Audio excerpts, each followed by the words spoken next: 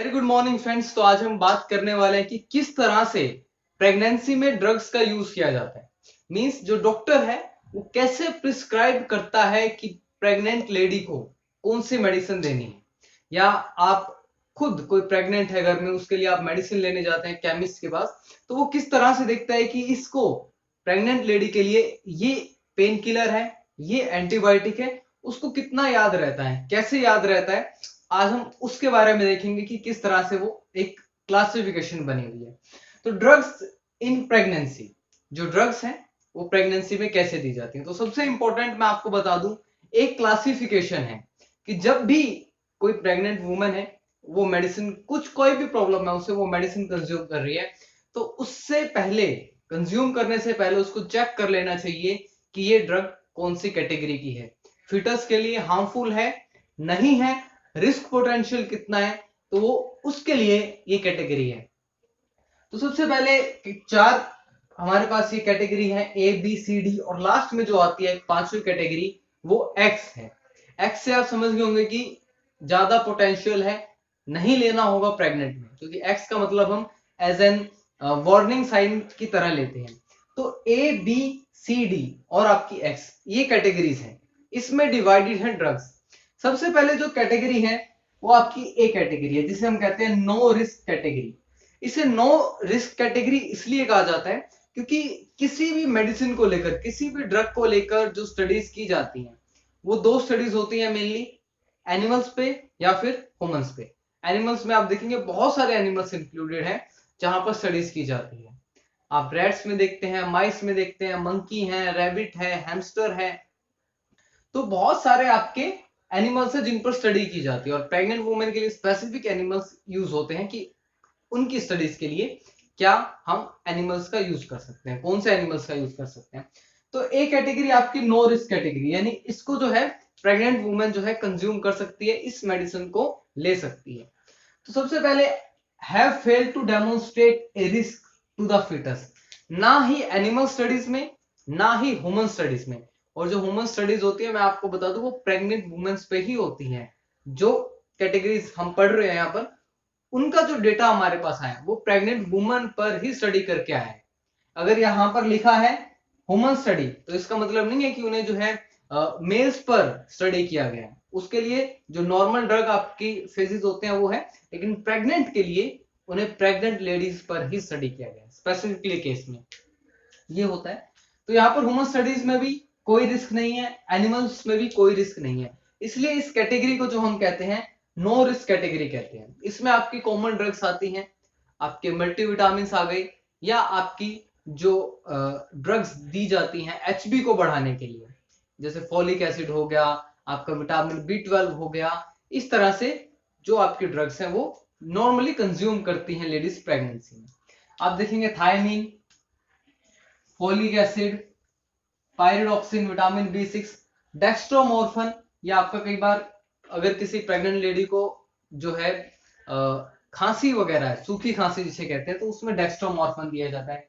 बिस्कोडाइल, कोई गैस्ट्रिक से, पेट से रिलेटेड प्रॉब्लम है तो उसको बिस्कोडाइल दिया जाता है।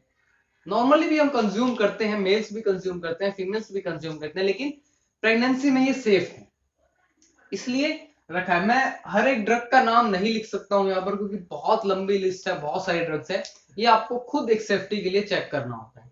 नेक्स्ट जो है B category, no evidence of risk of studies, कि हमारे पास प्रॉपर एविडेंस नहीं है कि ये जो है ड्रग जो है, ये मेडिसिन जो है फिटस के लिए हार्मफुल है या नहीं, लेकिन इसे हम एक सेफ कैटेगरी मानते हैं और इन ड्रग्स को प्रेगनेंसी के केस में दिया जाता है, बहुत नॉर्मली दिया जाता है, क्योंकि हमारे पास एडवर्स इफेक्ट हैं, लेकिन वो एनिमल स्टडीज में है।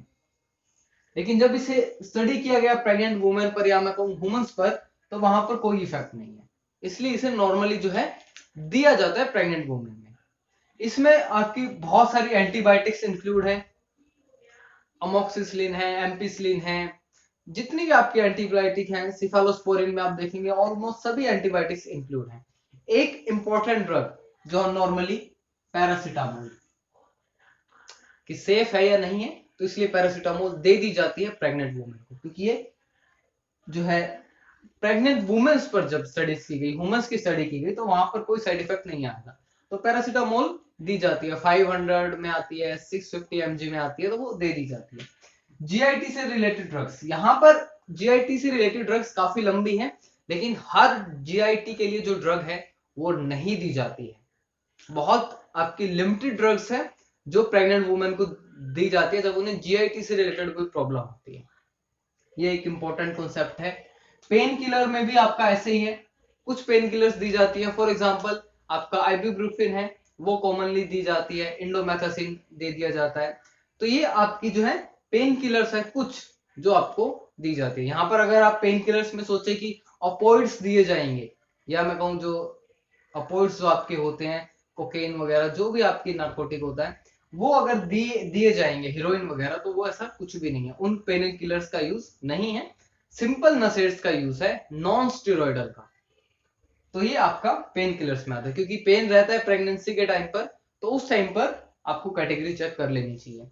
मैं बार बार इसलिए कह रहा हूं क्योंकि आपकी एक डोज जो है वो फिटस के लिए और उसकी लाइफ के लिए एक डिफॉर्मिटी ला सकती है। फॉर एग्जाम्पल कोई फीमेल अगर अल्कोहल कंज्यूम करती है प्रेगनेंसी के टाइम पर, तो जो बेबी होने वाला बेबी है वो शायद मेंटली चैलेंज्ड हो सकता है, तो उसकी पूरी लाइफ जो है वो र्यून हो जाएगी एक गलती की वजह से। तो एक मेडिसिन की वजह से वो है फिटस की लाइफ जो है वो अफेक्ट हो सकती है।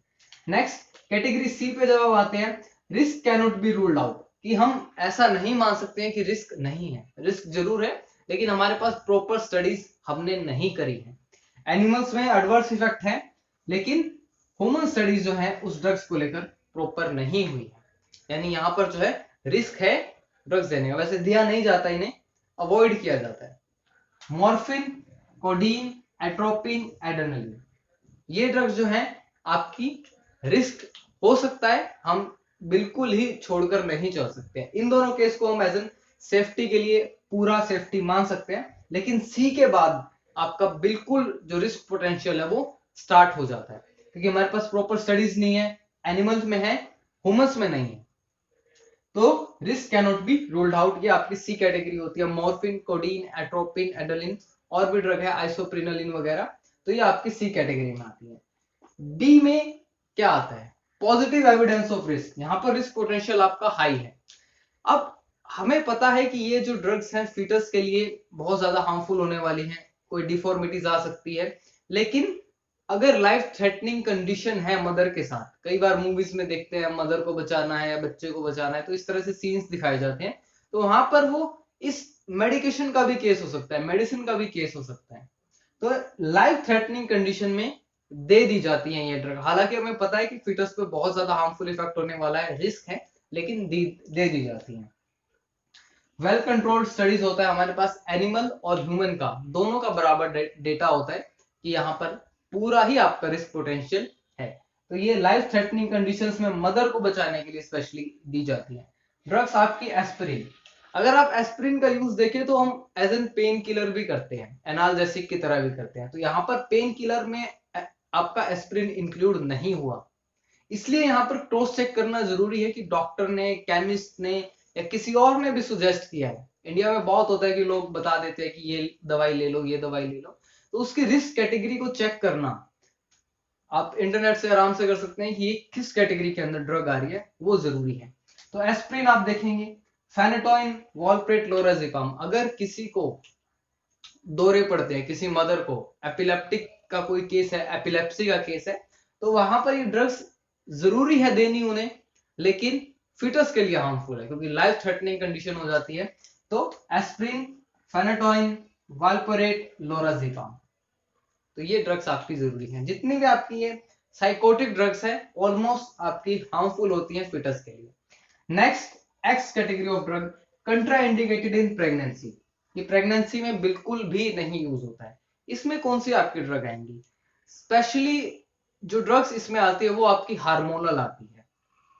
कुछ केसेस ऐसे होते हैं जहां पर वुमेन जो खुद चाहती है कि वो कॉन्ट्रासेप्टिव लेना चाहती हैं, अनवांटेड प्रेगनेंसी है उसे, वो केस अलग है। लेकिन यहां पर अगर उसे कुछ ऐसा दिया जाए कि जो है प्रेगनेंसी ब्रेक हो जाए, तो वो केसेस जो है एक्स कैटेगरीज में आ जाती है। कुछ आपकी ड्रग्स ऐसी हैं जो कि हाईली डिफॉर्मिटीज कॉज कर देती है fetus में। चाहे वो आपका थैलिडोमाइड, आपने पढ़ा होगा कि लिम्स जो थे वो नहीं टेढ़े मेढ़े हो गए थे, एक इवेंट था, एक ट्रेजेडी थी थैलिडोमाइड की। तो ये था सब आपका highly potential of risk confirm, completely 100% risk है। कॉन्ट्रासेप्टिव दूसरा केस है, अगर वो अनवांटेड प्रेगनेंसी है उस केस में है। नहीं तो आप देखेंगे एस्ट्रोजन, थैलिडोमाइड जो कि आपका एक ट्रेजेडी के उसमें हुआ था, एर्गोटामिन और ऑक्सीटोक्सिन। हालांकि ऑक्सीटोक्सिन का यूज डिलीवरी के टाइम पर वुमेन को दिया जाता है, इन्फ्यूजन चढ़ाया जाता है कि डिलीवरी जो है नॉर्मल हो जाए। लेकिन अगर प्रेगनेंसी के टाइम पर ही कोई ऑक्सीटोक्सिन का इंजेक्शन दे दे और वुमेन नहीं चाहती है तो प्रेगनेंसी ब्रेक हो सकती है। ऐसा ही एर्गोमेट्रिन के साथ होता है। ये जनरली आपका एर्गोमेट्रिन एज एन जीआईटी पर्पस के लिए यूज होता है। कई बार आयुर्वेदिक फॉर्मुलेशन भी आती है, लेकिन इससे यूट्रस जो है कॉन्ट्रैक्ट हो जाता है और जो है प्रेगनेंसी ब्रेक हो जाती है। तो ये कुछ आपके ड्रग्स हैं। यहाँ कुछ ड्रग्स को मैंने मेंशन किया है। I hope you like the video and you are going to check the drugs every time when you are giving to a pregnant lady in your home or anywhere else. So it's important for you, for your support. You can press the subscribe button. Thank you so much and all the best.